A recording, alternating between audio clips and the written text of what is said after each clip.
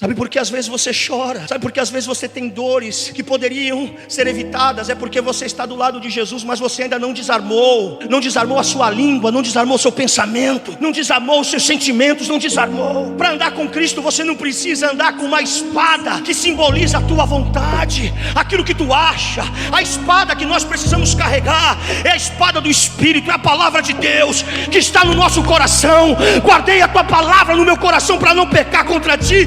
Essa é a espada que nós podemos usar todos os dias sem ferir ninguém. Em toda a Bíblia você não encontra um choro com tamanha profundidade de dor e de tristeza como relatado por Lucas capítulo 22, versículo 62. Porque a Bíblia diz que foi um choro amargo e chorou amargamente.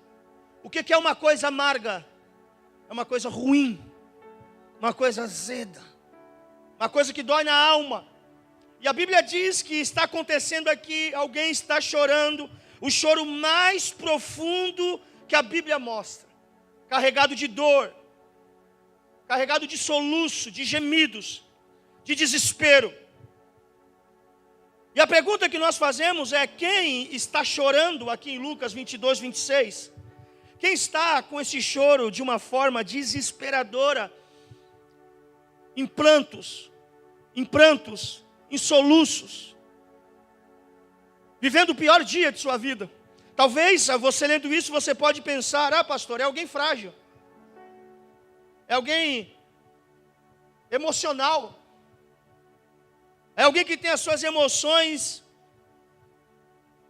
muito manteiga. Talvez alguém pode pensar: é o apóstolo João, o discípulo chorão. Alguém pode pensar que seja até mesmo uma mulher, uma discípula de Jesus. Mas se você ler o contexto, você vai descobrir quem chora, o choro mais amargo da Bíblia, o choro mais carregado de dor da Bíblia, não é um homem frágil, não é uma pessoa fraca emocionalmente. A Bíblia diz que é Pedro. Diga Pedro. Diga Pedro. A palavra Pedro, o nome Pedro no grego significa Petros, pedaço de rocha. Uma rocha, uma pedra extraída de uma rocha maciça. Você sabe que os judeus, quando colocavam o nome de uma criança, o nome tinha conexão com a vida. Era uma cerca do testemunho da personalidade, das características ou de algum milagre que tinha acontecido. Pedro, ele não tem esse nome à toa. Pedro, ele é um homem carregado com um sentimento forte. É um homem forte. É um pedaço de rocha. É um homem que é difícil bater e ele cair. Pedro é um homem tinhoso. É um homem com coração quase que impenetrável. Leia a Bíblia. É um homem casca grossa. E a Bíblia diz que Pedro foi o homem que teve o choro mais profundo da Bíblia de tristeza. O choro mais profundo da Bíblia de dor. E Pedro, a Bíblia diz que Pedro chorou amargamente. Amargamente. O estado de Pedro é tão complicado, é tão difícil, que o apóstolo Marcos, o evangelista Marcos, diz que ele, caindo em si, ele desatou a chorar. Ou seja, não foi um choro que ele começou agora e terminou daqui a um minuto. Talvez Pedro, ele chorou, talvez as lágrimas de uma vida inteira, mesmo sendo forte, mesmo sendo essa rocha, mesmo sendo para alguns referência de sustento, força, de alguém indestrutível. E por que Pedro chora dessa forma? Porque Pedro é o homem que chorou de uma forma amarga na Bíblia, copiosamente. Por que Pedro está chorando assim? Porque Pedro está carregado de dor, porque ele fez a pior bobagem de sua vida. Diga assim: Pedro fez a pior bobagem de sua vida. Existem erros que nós vamos cometer, existem coisas que nós vamos fazer que talvez não atinja tanto a nossa vida emocional. Talvez não faça a gente cair dentro de um quarto com uma depressão profunda e passar dias e dias chorando. Mas existem situações na nossa vida, existem decisões que nós tomamos, coisas que nós fazemos, que não são só um problema que veio e aconteceu. São coisas que marcam a nossa vida, marcam a nossa história, nos tiram do prumo, nos tiram do rumo, nos desviam do propósito. E isso está acontecendo com Pedro. Pedro, ele não está chorando porque aconteceu alguma coisa simples em sua vida. Ele está chorando porque ele fez a pior bobagem de toda a sua existência. E qual foi a bobagem que Pedro fez? Ele negou Jesus. Depois de 3 anos e meio caminhando com um homem que apostou tudo nele. Depois de 3 anos e meio andando de um lado de um homem que a multidão queria ter por perto ele. Depois de 3 anos e meio experimentando milagres, vivendo coisas maravilhosas, Pedro negou Jesus. Diga, Pedro negou Jesus. Ele traiu a pessoa que mais confiou nele. Ele traiu a pessoa que talvez em toda a sua história foi a única que colocou todas as fichas nele. Você lembra quando Jesus encontra Pedro? Jesus encontrou Pedro no pior dia de sua vida, no dia que ele não tinha pescado nada. E antes de Jesus chamar Pedro, Jesus faz um milagre na vida de Pedro, da pesca maravilhosa. Antes de Jesus falar, vem comigo, Jesus foi lá e abençoou a vida dele, mudou aquele momento de sua história. E depois Jesus disse, segue-me e farei de você um grande pescador de homens. Pedro, ele não foi um homem que recebeu um chamado qualquer.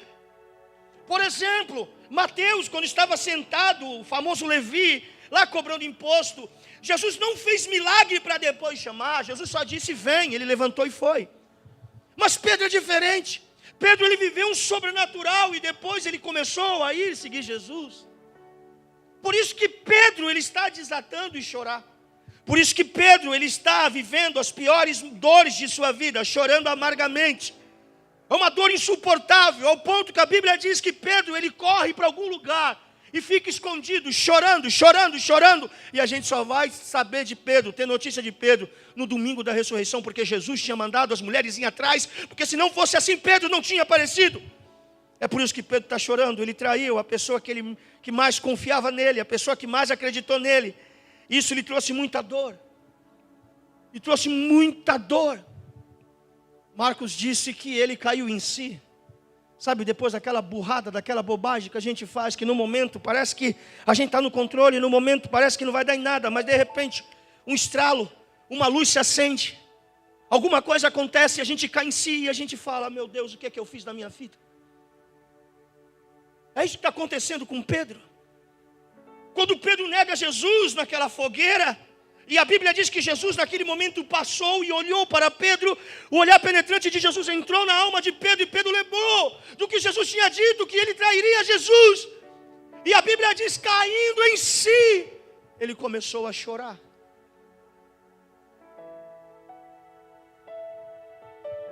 Mas eu queria hoje pensar com você sobre essa dor de Pedro. Uma dor que poderia ser evitada. Toda essa dor, escute, preste atenção aqui. Toda essa dor poderia ser evitada. E para a gente entender isso, nós precisamos voltar algumas horas antes do momento que Pedro negou Jesus. Porque a gente olha para isso, a gente fala, foi aqui que Pedro caiu. Foi aqui que Pedro tropeçou. Foi aqui o momento exato que Pedro teve o momento mais difícil de sua vida. Não foi.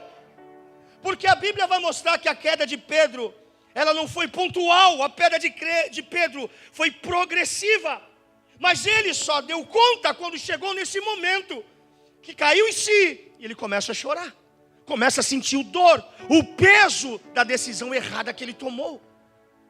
Então a queda de Pedro foi progressiva. Nós precisamos voltar hora antes e entender por que Pedro chegou nessa situação. Eu queria começar lá na ceia. É quinta-feira. Quinta-feira que antecede a sexta da paixão, que é o dia que Jesus vai ser crucificado. Jesus manda 2 discípulos ir à frente dele a um lugar e procurar um cenáculo, um espaço amplo. Um lugar em cima de uma casa, para ali preparar a última ceia, ter o último momento de comunhão com os discípulos. E a Bíblia diz que assim esses 2 discípulos fizeram, prepararam tudo. Jesus se reúne com todos os discípulos. E nessa última ceia, Jesus, ele revela algumas coisas. Jesus revela o traidor. Jesus revela a sua morte. Jesus fala sobre muitas coisas, sobre o futuro. Jesus revela sobre o céu, fala sobre na casa do meu pai há muitas moradas. Jesus acalma o coração dos discípulos. Mas no momento que Jesus na ceia, ele diz assim: o Filho do Homem está para ser entregue nas mãos dos pecadores. E eles ferirão o Filho do Homem, ferirão o pastor, e as ovelhas vão se dispersar. Jesus está sentado na mesa com os 12, Jesus está dizendo assim: escute, essa é a última ceia que nós vamos tomar junto aqui na terra. Porque eu vou ir para Jerusalém, eu estou subindo para a cruz. Já já os filhos do diabo, os pecadores, eles vão me pegar, vão ferir o pastor e vocês vão me abandonar. Vocês vão fugir cada um para um lado. Mas quando eu ressuscitar, vocês me verão de volta lá na Galileia. Quando Jesus disse, vocês me abandonarão, olha por canto da mesa, Pedro, o impetuoso, Pedro, o brabão, Pedro, o pedaço de rocha, ele levanta. E quando ele levanta, ele pede a palavra e diz assim: Jesus, o que o Senhor disse? O Senhor disse que todos vão te abandonar? E Jesus disse: é isso mesmo, Pedro. O pastor será ferido e vocês vão ser dispersos, vocês vão me abandonar. Pedro talvez tenha ficado bravo com Jesus, bateu na mesa e disse: Jesus, negativo. Todos aqui podem te abandonar, mas eu, se preciso for, vou morrer contigo. Pedro, nesse momento, ele revela a sua presunção. Pedro, nesse momento, ele revela a sua autoconfiança. E aqui começa o estado progressivo de queda de Pedro. Porque daqui até o momento que ele nega, vai ser uma atrás da outra que ele vai dar assim. Quando ele diz, todos aqui podem te abandonar, menos eu, Pedro está dizendo, eu sou o melhor. Eu sou o mais forte. Eu sou o cara. Do grupo, eu sou o mais fiel. Da igreja, eu sou o mais crente. Do GC, eu sou o melhor. Da minha rua, eu sou o mais santo. Da minha igreja, eu posso mais. Quando Pedro disse, todos podem te abandonar, menos eu, Jesus levanta e diz, Pedro, cala-te. Ainda essa noite, antes que o galo cante, você vai me negar 3 vezes. Pedro tem um choque. E o que Jesus está fazendo? Jesus está tentando mostrar para Pedro que ele não é tão bom como pensa. Que ele não é autossuficiente como ele pensa. Que se ele seguir esse caminho de achar que é tudo sobre ele, lá na frente ele vai cair. Pedro está vindo caindo desde a ceia. E Jesus está alertando, Pedro, baixa a bola. Pedro, reconheça os seus limites.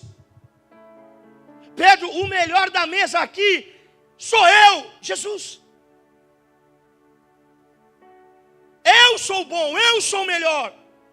Para de querer ser melhor do que o teu irmão. Para de querer ser melhor do que o outro, Pedro. Porque todo mundo tem teto de vidro. Todo ser humano tem pé de barro. E Pedro está dizendo, todos vão te negar. E aqui está o primeiro momento que Pedro começa a cair. Que vai consumar lá na frente quando ele nega. E vai sentir a pior dor da sua vida.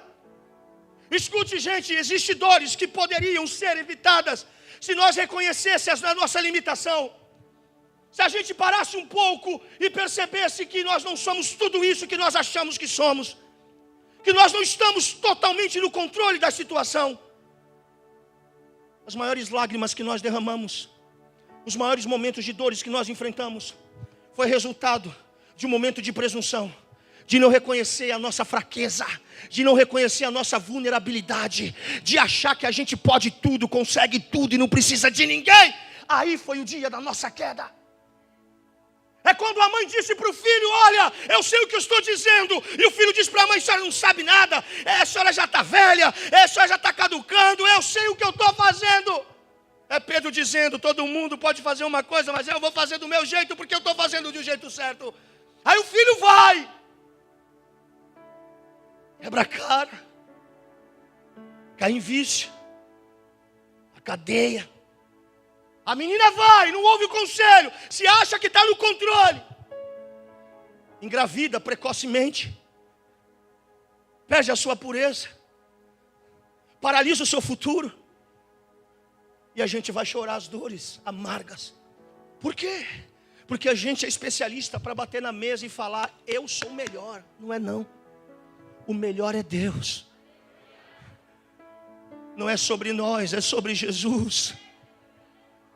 Existem dores que poderiam ser evitadas se nós parássemos um pouco, baixássemos a bola, colocasse no nosso cantinho e falar como Paulo fala: é sobre a tua graça me basta. Quando eu penso que eu estou fraco, é aí que eu estou forte, mas é sobre a tua graça.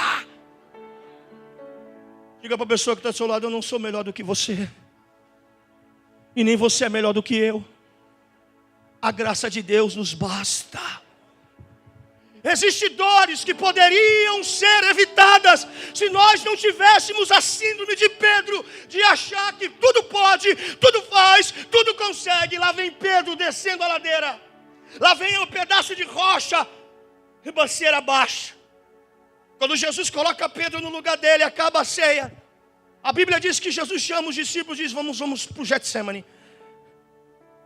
Jesus chama os 12, e quando chega no pé do Getsemane do monte, Jesus chama 3 à parte e diz assim: vocês ficam aí, Tiago, João e Pedro vêm comigo.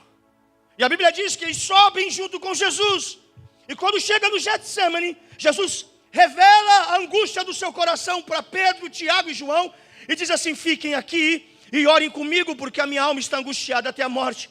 A hora se aproxima, orem. A Bíblia diz que Jesus deixou os 3, Pedro, Tiago e João. Pedro estava lá e disse: ora, porque eu vou ali, um tiro de pedra, orar. Vigiem comigo, orem, vigiem comigo. A Bíblia diz que Jesus se afastou e Jesus foi aqui para o canto e começou a orar: Pai, se possível for, aparta de mim este cálice, mas todavia seja feita a tua vontade. A Bíblia diz que quando Jesus acabou de orar, Jesus foi e olhou para os discípulos. Estavam eles dormindo. Estavam fazendo o quê? Dormindo. Pedro estava dormindo. Se você ler o texto, Jesus, ele acorda os 3, mas Jesus fala com Pedro. Jesus acorda Pedro, Tiago e João: ei, acorda. E Jesus olha para Pedro e diz: Pedro, vocês não conseguiram orar 1 hora. 1 hora, não é um dia, não é um mês, não é uma vida, é 1 hora. Vocês não conseguiram orar comigo. Pedro, ore, porque o espírito está pronto, mas a carne é fraca. Ore para que vocês não entrem em tentação.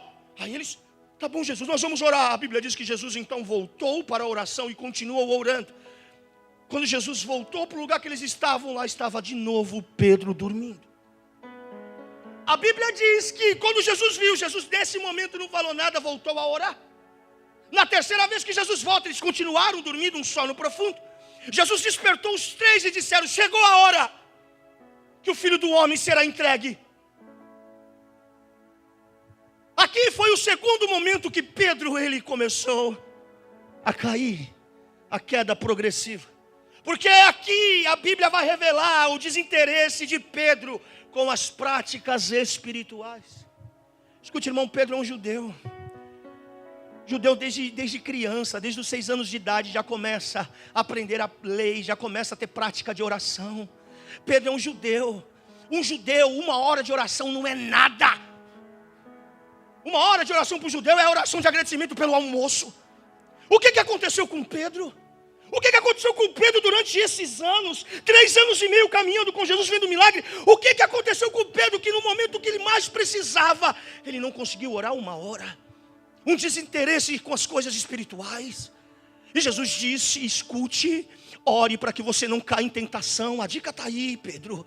Ore para que você não entre em tentação, porque o espírito está pronto, mas a carne é fraca. Havia um desinteresse na vida prática de oração de Pedro. Ele não conseguia orar por 1 hora. Qual é o momento que alguém cai? Qual é o momento que alguém se desvia? Qual é o momento que a gente vive as piores dores da nossa vida? É quando nós não temos mais interesse com as coisas de Deus. Quando a Bíblia diz: ore para que vocês possam resistir o dia mau, e a gente não ora. O dia mau vem e aí nós não estamos embaixo de oração. E nós choramos nesse dia por isso. Muitas das nossas dores poderiam ser evitadas se nós estivéssemos mais em oração, mais em leitura da Bíblia, mais em santificação, mais em comunhão com o corpo de Cristo. Muitas lágrimas, escute, não é culpa do diabo. Muitas lágrimas é culpa nossa, é falta de interesse com as coisas de Deus. A gente vive chorando amargamente, não porque nós não conhecemos o caminho, é porque nós perdemos o interesse por Ele. Pedro está não só com uma autossuficiência quando disse que ele não ia negar Jesus e os outros poderiam. Pedro agora, ele está com uma inércia, uma apatia espiritual, um desinteresse nas coisas de Deus. Aí, onde isso vai acabar? E chorou amargamente, e partiu, e saiu chorando amargamente. Faça uma reflexão da sua vida. E olha aquele dia que você teve uma dor, um choro. Talvez os dias mais difíceis da sua vida. Rebobina a fita. Em algum momento você vai cair em uma situação que você deveria ter orado mais e você não orou. Que você deveria ter tido mais fé e você não teve. Que você deveria ter mais sabedoria do alto e também não teve. Quando Deus falou isso no meu coração, Deus disse: filho, existem dores que poderiam ser evitadas e podem ser evitadas quando nós voltarmos a ter mais interesse com as coisas de Deus. Escute, irmão, nós estamos pisando na terra, nós somos cidadãos da terra, mas nós somos cidadãos dos céus. Existe aqui em cima da nossa cabeça, a Bíblia diz que existe 3 céus. Os céus a qual os nossos olhos veem, que é aquele de Gênesis 1, que Deus criou os céus. Existe o segundo céus, que é de Efésios capítulo 6, que são as regiões celestiais. E existe o terceiro céu, onde Deus está estabelecido com o seu trono, a qual está em 2 Crônicas, na inauguração do templo de Salomão, ele diz isso. Agora, aqui no segundo céu há uma guerra espiritual entre demônios e anjos. A Bíblia diz que a nossa luta não é contra a carne nem contra o sangue, mas é contra o mundo espiritual, é contra principados e potestades nas regiões celestiais. É por isso que às vezes a gente toma na cabeça, a gente perde luta, porque a gente está querendo guerrear no mundo espiritual com armas carnais. Escute, irmão, a estética da igreja muda, mas a genética jamais. Eu vou repetir, a estética da igreja muda, mas a genética jamais. O diabo não vai sair com uma parede preta. O diabo não vai correr por causa de um jogo de luz num telão. Mas o diabo ainda corre com um crente cheio de Deus. O diabo ainda corre com um crente que dobra o joelho para orar. O diabo não tem poder para tocar na família de pessoas que estão embaixo de oração. Levanta a tua mão em nome de Jesus. Hoje você vai sair daqui com uma renovação espiritual sobre a tua vida. Você vai voltar a orar, você vai voltar a buscar, você vai voltar a ler a Bíblia. Aleluia, o diabo não vai te tocar, o diabo não vai te alcançar. Deus vai mudar o teu choro em alegria. Ei!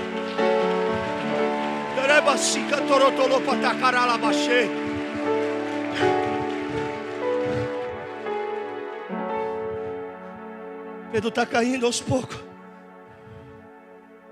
Autossuficiência, desânimo. E Jesus está dizendo: Pedro, vigia, porque a carne é fraca.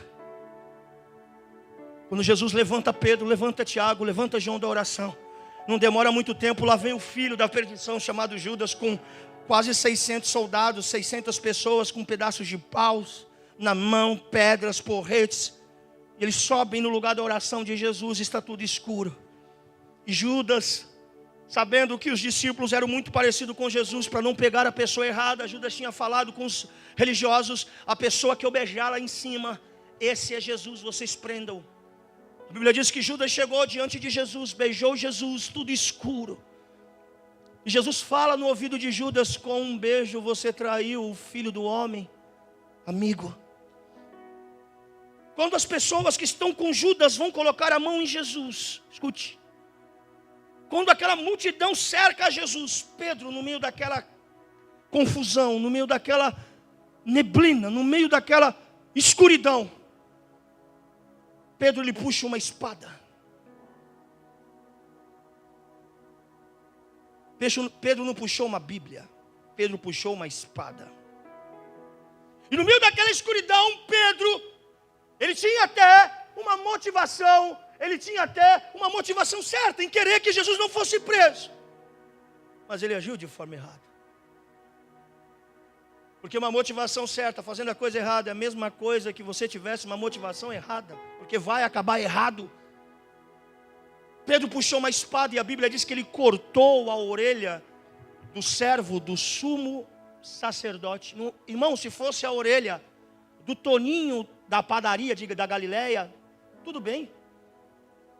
Até nisso Pedro é azarado.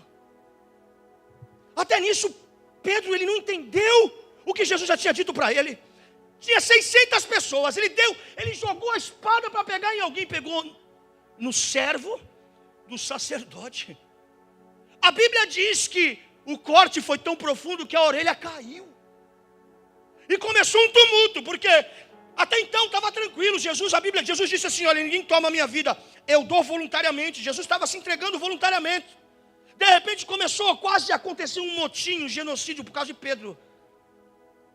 Quando Pedro arrancou a orelha de Malco, arrancou a orelha de servo, a orelha caiu e todo mundo vendo aquilo. Os soldados foram para cima dos discípulos, só estava Pedro, João, Tiago ali. E Jesus, eles iriam morrer ali mesmo. A sorte que Jesus já entrou na frente e falou: pera, senhores, calma, deixa eu resolver essa situação. E antes de Jesus falar com Pedro, lá vai Jesus resolver primeiro o problema que ele causou. Aí Jesus pega a orelha de Malco no chão e coloca no lugar: seja curado, e a orelha voltou. Aqueles 600 homens que estavam querendo pegar Pedro, matar todo mundo, eles viram um milagre e pararam. Quando eles pararam, Jesus olhou para Pedro e disse: Pedro, Petrus, pedaço de rocha, guarda essa espada. Você não sabe que se eu precisasse, eu oraria a meu pai, e meu pai mandaria uma legião de anjos aqui para lutar por mim, para me defender. Guarda essa espada, porque quem fere com a espada, pela espada será ferido. Pedro autossuficiente, Pedro homem desinteressado com as coisas espirituais. Agora é o Pedro impulsivo, que quer resolver as coisas do seu jeito, da sua maneira. É o Pedro que não importa se pessoas ficarão feridas, o importante é que ele faça aquilo que vem na cabeça. Não importa se as pessoas vão ficar magoadas, o que importa é que eu falo mesmo. A espada. Pedro está vindo desde a ceia com uma espada guardada do lado de Jesus. Está num ambiente de oração, está com uma pessoa de oração, está caminhando do lado de Cristo, mas está armado. Eu vou falar. Não adianta. Sabe por que às vezes você chora? Sabe por que às vezes você tem dores que poderiam ser evitadas? É porque você está do lado de Jesus, mas você ainda não desarmou. Não desarmou a sua língua, não desarmou o seu pensamento, não desarmou os seus sentimentos, não desarmou. Para andar com Cristo você não precisa andar com uma espada que simboliza a tua vontade, aquilo que tu acha. A espada que nós precisamos carregar é a espada do Espírito, é a palavra de Deus que está no nosso coração. Guardei a tua palavra no meu coração para não pecar contra ti. Essa é a espada que nós podemos usar todos os dias sem ferir ninguém. Ele partiu e chorou amargamente. Por quê? Porque ele vem caindo progressivamente, autoconfiante demais, desinteressado demais, impulsivo demais. Desculpa eu te falar, meu irmão, e meu corpo treme em te falar isso. E olha aqui para mim, Deus não precisa da tua ajuda, Deus não precisa da tua espada. Jesus não precisa do teu jeitinho, Ele não trabalha com jeitinho, Deus trabalha com propósito. Deus trabalha com propósito. Se a gente não entender isso, nós vamos viver dores que poderiam ser evitadas. Nós vamos chorar amargamente. Se a gente querer ajudar Deus, guarda a sua espada, joga a tua espada fora. Você está ferindo pessoas, você está machucando pessoas, você está querendo fazer do teu jeito, e isso tem trazido consequências sérias sobre a tua vida. É por isso que tu vive com a alma amargurada, é por isso que você não sabe o porquê dessa tristeza. Porque você não está vivendo a vontade de Deus, você está vivendo a sua própria vontade. própria vontade. Desde a ceia, Jesus está censurando Pedro. Será que você percebe isso?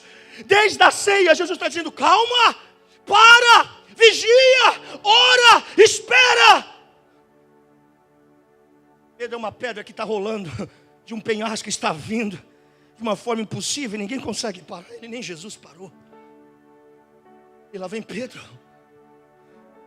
Se Jesus não tivesse intervido, preste atenção, se Jesus não tivesse intervido, não seria 3 cruzes no Calvário, seria 4. Seria dos 2 ladrões, de Jesus e de Pedro. Quando Jesus colocou a orelha do soldado no lugar, não era para Jesus se autodefender, porque Jesus saía para a cruz, era isso que ele foi designado, para morrer pelos nossos pecados. Quando Jesus coloca a orelha do cara no lugar, é para livrar Pedro do que viria sobre ele. Mesmo a gente às vezes quebrando a cara, fazendo tudo errado, a misericórdia de Deus é como uma pá, ela limpa os cacos, coloca no lugar, olha para nós e diz: filho, levanta, vai e não peques mais. Faça diferente para que tu não chore nunca mais sobre esse erro, sobre esse problema. Diga assim: existem dores que poderiam ser evitadas. Ah, pastor, eu nasci para sofrer. Não, tu não nasceu para sofrer. Tu nasceu para vencer. Tu nasceu para ter uma vida abundante. Tu nasceu para morar no céu. Ah, pastor, então por que eu sofro? Olha algumas etapas do teu processo. Olha algumas etapas da tua jornada. Será que em algum momento tu está sendo muito autossuficiente? Será que em algum momento tu está sendo uma pessoa totalmente desinteressada com as coisas espirituais? Vivendo no mundo de Nárnia? Vivendo no mundo... Tem crente que pensa no mundo Bob, fantástico mundo de Bob. O pau está quebrando no mundo espiritual. O demônio quer os filhos, quer a família dele, quer as finanças. E ele está aqui, ó, na terra. Uhul! É guerra, meu. Esse mês, como é que foi a tua vida de oração? Pastor, está dando tudo errado lá em casa, tá bom. Como está o teu devocional com Deus? Ou você acha que o mundo espiritual, o inferno vai ser paralisado, a gente aqui, somente aqui domingo, oh, aleluia, glória a Deus, é? É isso? O diabo tentou Jesus.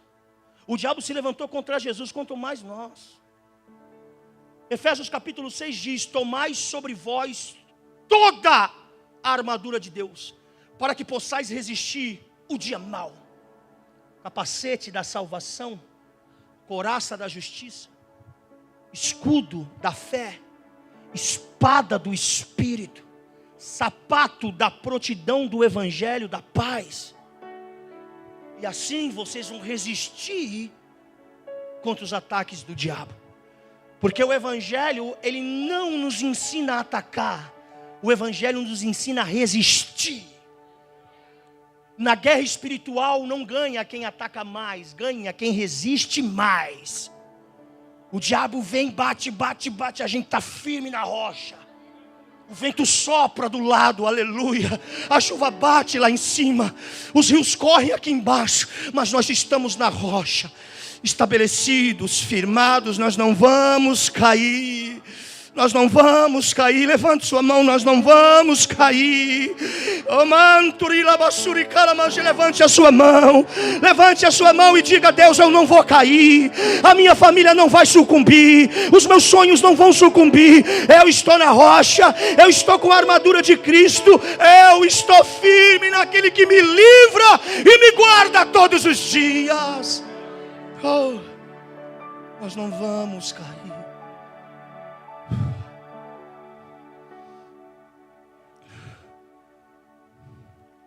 Existem dores que podem ser evitadas. Acabou, pastor? Não, não acabou.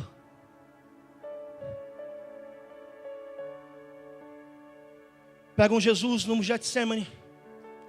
Depois que Jesus resolve o tumulto, amarram Jesus com as mãos pelas costas e vão descendo Jesus para o Getsemane. E lá embaixo já está tudo preparado. Caifás, que era o sumo sacerdote, tinha uma casa espaçosa, um quintal espaçoso. E lá já estavam os principais religiosos. E era de madrugada. O julgamento de Jesus foi o único julgamento da história totalmente fora da lei. Não existe dentro da história humana um julgamento tão injusto como foi de Jesus.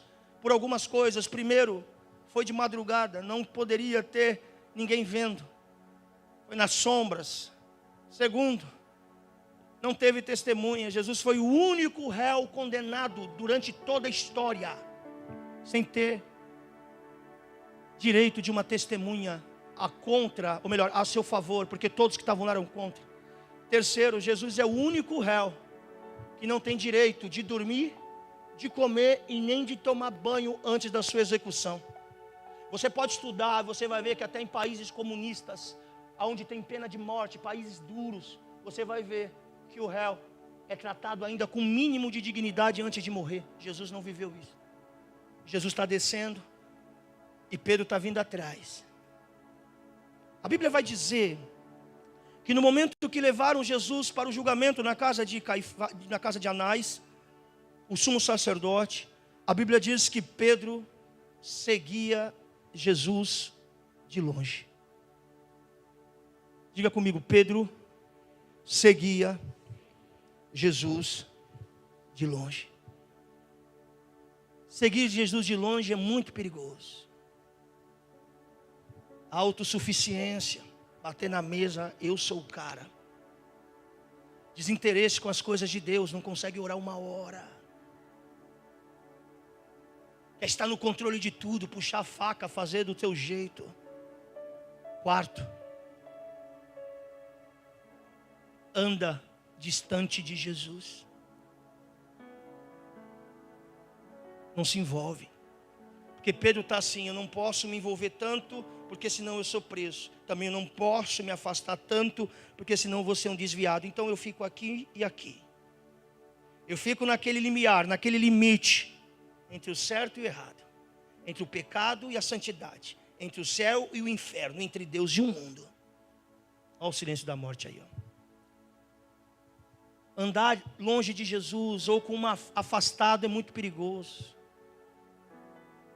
Às vezes as maiores dores que nós sentimos é porque nós estamos andando longe de Jesus. Os momentos que eu mais sofri na minha vida foram os momentos que eu me afastei de Jesus. Pedro andou 3 anos e meio grudadinho, mas agora Pedro está andando afastado de Jesus. Deixa eu te perguntar e não responda para mim. Como é que está o teu nível de aproximação com Cristo? A Bíblia diz que, escute, a Bíblia diz que Ele enxuga dos nossos olhos, Ele enxugará dos nossos olhos todas as lágrimas. Mas como Ele vai conseguir enxugar os olhos das lágrimas de alguém que não está perto dEle? Lenço não é para ser usado jogando à distância, lenço é para ser usado assim, ó, pertinho. Pastor, o que o senhor quer dizer com isso? Quanto mais perto de Jesus, mais Ele vai amenizar suas dores. Quanto mais perto de Jesus, mais Ele vai trazer refrigério para a tua alma. Jesus está lá, Pedro está aqui vendo tudo. Quando eles pegam Jesus, colocam dentro da casa de Anás, fecham a porta, tinha uma fogueira. Diga, uma fogueira. Diga, uma fogueira. E aí Pedro, com uma distância de segurança de Jesus, ele sentou naquela fogueira, mas ele só percebeu a fogueira. Ele não prestou atenção que estava sentado lá. Quando ele sentou, algumas pessoas olharam para Pedro e perguntaram assim: você é um galileu? Você é um seguidor dele? E Pedro disse: eu não sou. Mentiu. Segunda vez, uma mulher olhou para Pedro e disse: não, mas você fala como ele. O teu sotaque é igualzinho dele, você é galileu. Pedro vai espraguejar, vai dizer: eu já não disse que eu não o conheço? Pela terceira vez, alguém olha para Pedro e diz: você está mentindo, você é um deles.